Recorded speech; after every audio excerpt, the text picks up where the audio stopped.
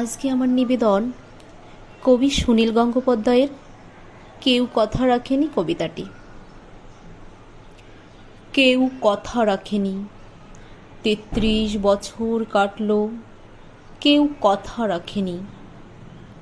ছেলেবেলায় এক বৈষ্টমী তার আগমনী গান হঠাৎ থামিয়ে বলেছিল, শুক্লা দ্বাদশীর দিন অন্তরাটুকু শুনিয়ে যাবে।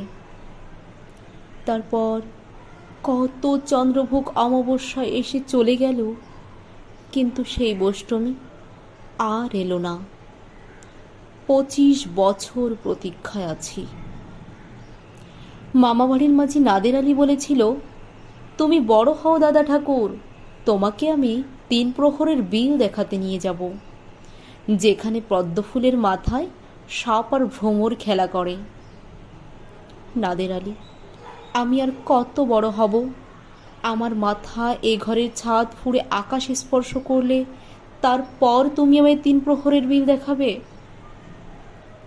একটাও রয়্যাল গুলি কিনতে পারিনি কখনো। লাঠি লজেন্স দেখিয়ে দেখিয়ে চুষেছে লস্কর বাড়ির ছেলেরা।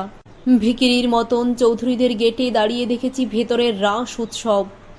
অবিরল রঙের ধারার মধ্যে সুবর্ণ কঙ্কন পরা ফর্সা রমণীরা কত রকম আমোদে হেসেছে। আমার দিকে কেউ ফিরেও চায়নি।